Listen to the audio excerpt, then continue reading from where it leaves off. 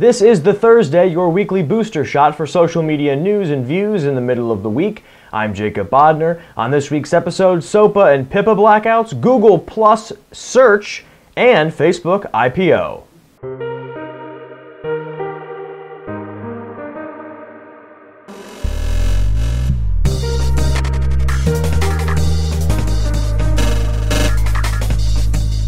This is the Thursday where we break down and discuss all of the news from the social media world so far this week on, well, you guessed it, Thursdays.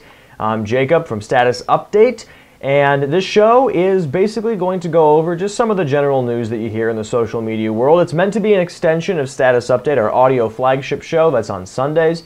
You can check that out Sundays at 7 p.m. at redtie.tv, and basically we're just going to gloss over some of the news to keep you in the loop in terms of social media.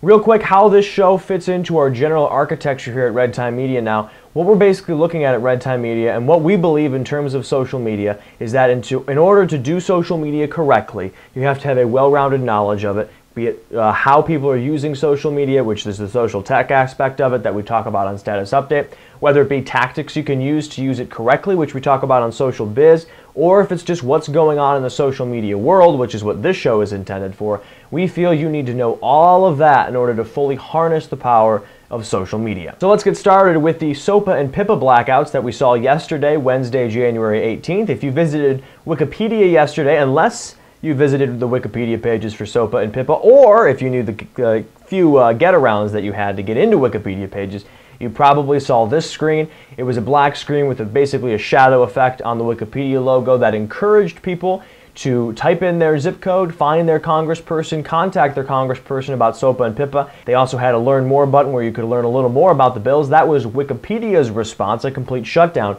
Google, on the other hand, had this on their website, which was a simply black box over the Google logo, much like they do some specialized and stylized Google logos.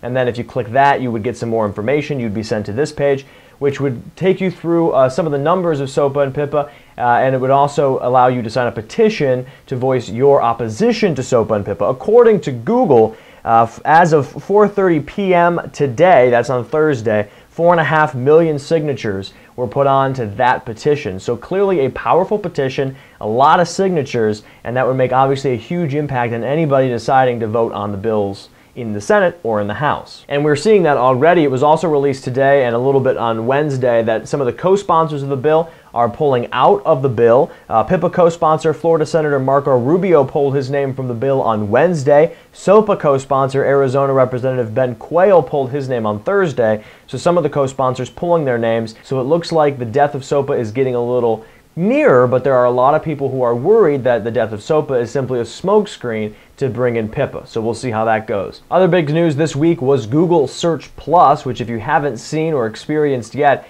is Google's new, search plus a bunch of other things. The changes are you get personal results now, so it enables users to find information such as Google Plus photos and posts, things on Picasa, things on Google Plus in general. Those are now integrated into the search feature on Google. Profiles in search, so it does autocompletes and results, and you will be able to find people that are close to or might be interested in following. That's going to show up in the right part of your screen. You'll see you might want to follow this person if you search for music.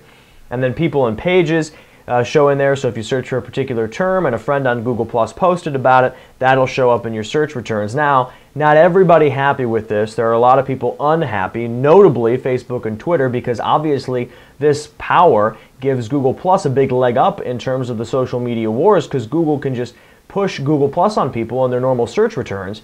Twitter General Counsel Alex McGilvery tweeted in response to some of these charges, quote, "Bad day for the internet. Having been there, I can imagine the dissension at Google to search being warped this way." So certainly some strong words from Twitter about this. Obviously, they're not included in Search Plus. Same with Facebook, so Facebook none too happy either. Nonetheless, it looks like Google not afraid to utilize and to harness the massive search monopoly that they have in their favor to push Google+. We've known Facebook has intentions to go public for a while now, but we don't know exactly when their IPO is going to happen, and it looks like that may be getting closer.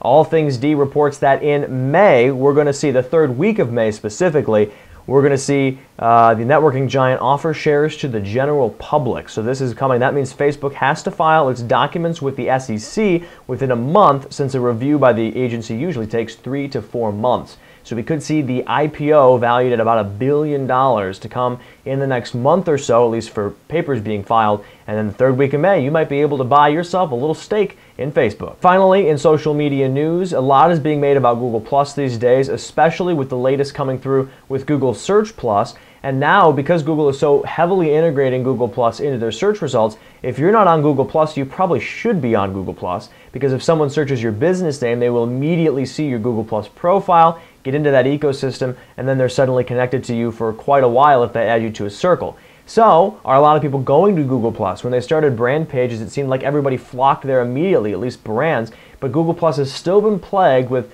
number one, low usership compared to Facebook, which is going to probably hit 1 billion users in August, and also, not only that, but of the users they have, it seems to be low participation rate. Not a lot of people are coming back simply because not a lot of their friends and connections are on Google Plus quite yet. However, it seems that user base is growing. Google CEO Larry Page said, quote, "I'm super excited about the growth of Android, Gmail, and Google Plus, which now has 90 million users globally, well over double what I announced just 3 months ago." So in 3 months, Google Plus has doubled their usership. 90 million is a pretty big milestone.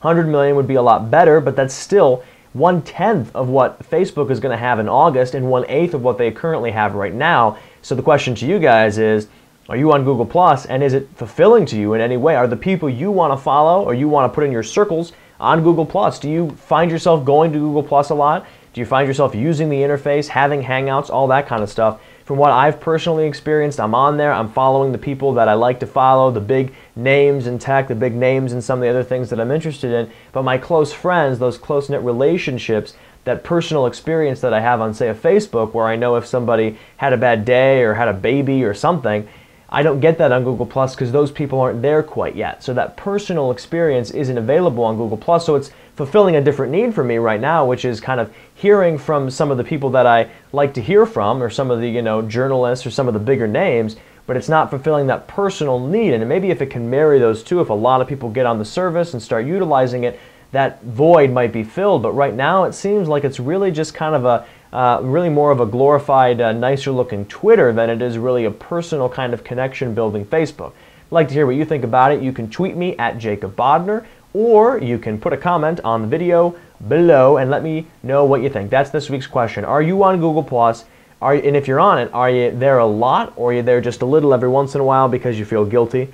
I get kind of social media guilt sometimes, where I'll say, well, I'm on the service, I might as well go there and check it out. And so maybe once every 2 days I'll check out Google Plus, but I don't find myself wanting to go to it, or needing to go to it, maybe is a better way of putting it. Do you find yourself needing to go to Google Plus, or do you find yourself just resorting to Facebook anyway? And if you do resort to Facebook, do you do it begrudgingly, or do you do it happily? That is your question for this week. That's going to do it for this episode of The Thursday for Thursday, January 19th, 2012. Let me know what you think of the show, and if you have any stories that you want me to talk about, you can tweet them to me at Jacob Bodner, or you can post them on the Facebook wall, comment section below. That all works. I will see it regardless. We'll be back next week with another episode and some social media news for you. Until then, you can check out Status Update on Sunday. That's going to be at 7 p.m. live at redtie.tv. We'll be podcast a little later that evening, or you can just hang around next week and we'll have another episode of The Thursday with all the latest news you need to know from the social media world.